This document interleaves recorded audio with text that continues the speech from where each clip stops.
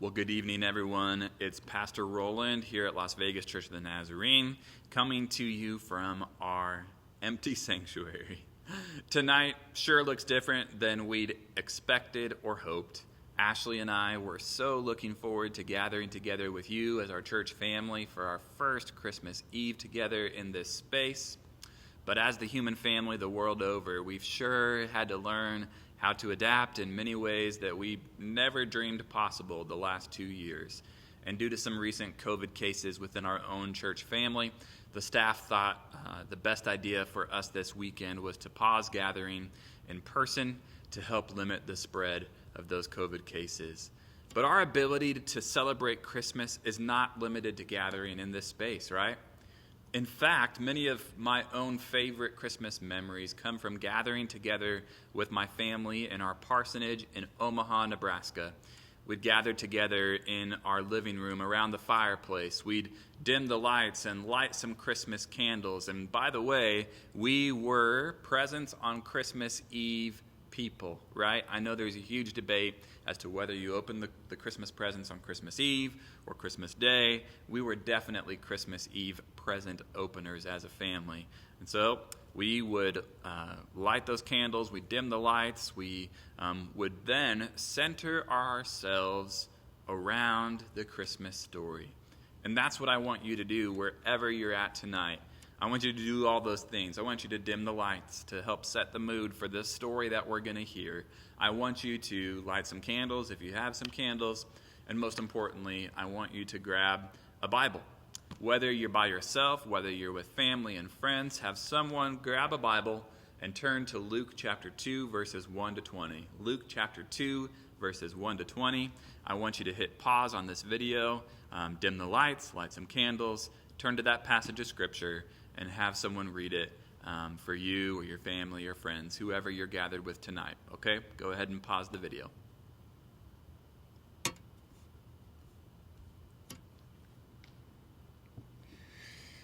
Well, this is my favorite story, the Christmas story. Not a Christmas story with Ralphie Parker, right?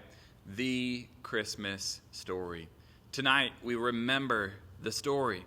Perhaps you will sing or you sang the story with those that you're gathered with.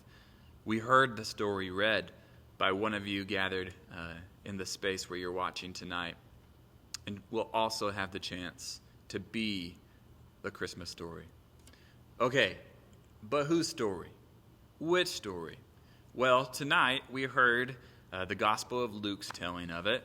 And Luke, the author of the Gospel of Luke, he seems fascinated by shepherds. The old tradition is that Luke was a Gentile physician. That's why this story sounds a little bit different. But whether we call him Dr. Luke or not, what seems clear in our gospel text that was read for you tonight is that he just can't get enough of shepherds and angels and that young teenage girl who said yes, and of course, our Messiah who came as a baby. But the shepherds, who are those shepherds? Why does Luke focus on the shepherds? Sometimes we can get caught in thinking that they were lazy, relaxing in the fields, and dozing off with time on their hands. Well, we aren't really the first ones to think that of them, okay? They've had a bad rap for hundreds of years. That's why they were considered unclean. They were rough characters, kept from proper worship and proper interactions with the good people. When Luke tells us that the people were amazed at what the shepherds had told them, we rightly think about the wonder of the story itself, right? But the added ingredient to their amazement was the source of the story. Like the radical way that God's story works, he used the outsiders, the outcasts, to be the ones to receive the good news. That's something that we focused together in on during our Advent season as a church family. It was the shepherds who told this story. The shepherds who, according to them anyway, got a voicemail from God, maybe a direct message on Instagram or Twitter. Actually, it was much better than either of those, right? It was a visitation, a manifestation, an angel, a whole host of them singing and dancing in the heavens about a Messiah who'd come as a baby in a manger. Just what did they keep in those leather flasks that they carried with them in those fields as they washed their sheep anyway, right? I'm sure that is what went through the minds of at least some of those who were hearing this tale that we heard tonight. These are shepherds after all. But I wonder, what if we've been a bit unfair to the shepherds? I read a commentator some years ago who said that we ought to see the shepherds as small business owners. Are any of you small business owners? They were hardly the only occupation who had to deal with ritual uncleanliness. Those rules were almost impossible to keep, actually. Certainly, there were some in the business who were questionable characters, but what business doesn't have its own share of shady characters, right? Maybe the issue was that the shepherds were busy. Luke doesn't say that they were lazing about in the field. He says they were keeping watch, and that was an important job. Someone even speculated once that perhaps this was not an ordinary run-of-the-mill flock of sheep, that maybe this was a group of the temple lambs, ones raised spotless, unblemished, so that they would be worthy of the sacrifice.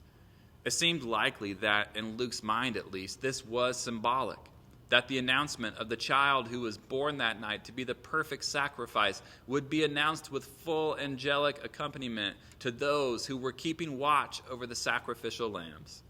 That's just speculation, of course, but it would be pretty remarkable. Keep watch, the child born that night, grown into a man, would later say, for you do not know when the day will come. Maybe he remembered the story as he said that. The story, the Christmas story that his mom told when he was little, and he would sit with his dusty feet and dirty hands on his mom's lap on a later starry night and soak up every word she said around the fire. The story about that night after a long trip to Bethlehem, the night when the stars seemed brighter than they do today, the night when a manger was the only refuge from the dark and the cold, the night when they came, the shepherds, bringing with them the smells of the animals in their care, and how they told anyone and everyone who would listen what had happened to them, how they were keeping watch, just doing their job, worrying about the predators and the hazards out there in the darkness, worrying about how they were going to get the sick ones to eat and the angry ones to live at peace, worrying about the fluctuations in the price of temple lambs, how they used to make a good living, but now they were just getting by, worrying about how long it was going to be until their next day off when they could go and see their families and wash the smell of sheep off for a little while at least, when they could pretend to be just like everyone else. And then, in their worry, in the darkness, in the cold, the sky exploded. They thought their hearts would stop beating in their chests. They thought it was the end of the world. They thought that they would never hold their little babies or kiss their wives or laugh with their family ever again. They thought all their mistakes were coming back to trip them up, all their failings, all their doubts and brokenness. They thought that what the villagers thought of them was going to be their lasting legacy. They thought they were doomed to despair, into the dark, like all the others that tell ghost stories around the fire in the middle of the night, when they are trying to keep one another awake because the coyotes are prowling. As quickly as all these thoughts raced through their minds, came another, fast on its heels, fear not. The voice spoke in their heads without having to go through their ears somehow. Good news they heard or felt, just somehow knew. To you is born a Savior. To us? Shepherds? Unclean shepherds? Surely not. Maybe the good, clean people in town that live on the other side of the tracks. Maybe the priests and the leaders, the rich and the powerful, they thought. A sign to you, shepherds, a babe wrapped in cloth, lying in a manger. Now mangers, they understood. Mangers were the shepherds' business, their language. mangers, and saviors seemed to make some kind of odd sense to these shepherds. Then the song began, and what a glorious one it was. It brought tears to the eyes of those rough and burly men, used to the hazards of the wilderness. It made their hearts light, their minds rest, their hopes soar. It was a glorious song. When it ended, they didn't dare to breathe for a long moment, just soak it in. When they did, they looked at one another with misty eyes, hoping they weren't the only ones to hear this incredible message. But they could tell by the look on each face that it was real, and it was their story to share. Let's move quickly, they said. They made room. They made room in their busy schedule. They made their way, breathless and hopeful, like Moses in the bush in the history of their people. They turned aside to see. Friends, what are you keeping watch over tonight? What are the fears? What are the doubts? What's the business that you're keeping watch over tonight? What will you make room for tonight? Whose story will you tell tonight? Or what of the book of Isaiah's story? How would you tell that prophet Isaiah's story on this night? Isaiah chapter 9 verse 2 says, "The people who walked in darkness have seen a great light. Those who lived in the land of deep darkness, on them light has shined." You see the connection there? You see, we used to wonder if God loved us. And now because of Jesus Christ, we know it is true. We know. We don't wonder. We don't wander in the darkness. We know. What better reason for celebration can there be tonight than that? And we don't want to spend our days in just waiting. But if our waiting is full of the knowledge of God's love for us, and we move forward living in that love, not just the times when we gather together in this sanctuary, not just for one day a week, but for now and for the rest of our existence, we can live surrounded by that love that burst onto the scene that dark night 2,000 years ago. Secure that the fulfillment we wait for is tasted in the joys of living in this moment. What we wait for is what we already have, but even more confident in the knowledge and presence and joy that it brings. And tonight, more than any other night, what we have crashes into what we're still waiting for, where the now, where the present bumps against the not yet. The light that the people of God have seen is the light that we can live in each day, whether the light is still visible to our eyes or not. We can walk in that sunshine even on the cloudiest of days, even when we can't see the light of the candles that we usually hold together in this room as we close out our service.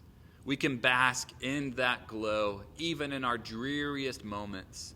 Advent can be and is a reminder of what we already have, as well as a reminder of what once came and is promised to come again. Isaiah reminds us that though the light has shined, the full establishment is still in the future. The authority has to grow in your life so that we can make our way to endless peace.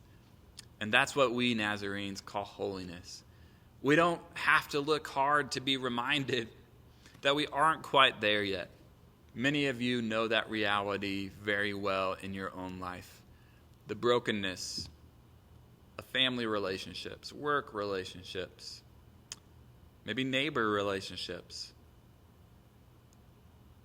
the health trials that you're facing, COVID-related, cancer-related. And yet, there is peace within us. There is peace among us. We just have to choose to make it last, to make the one who is peace our priority, our vision, and our goal. We just have to walk in the light of peace right here and right now. May the one who is peace, our Messiah, Christ the Lord, may he light your way tonight as you gather together wherever you are, spread out across this city, to remember and to celebrate him. Merry Christmas, church family. Thanks for gathering together with us tonight. I know it looked different, but Ashley and I, Enlo and Theo, we wish you a Merry Christmas.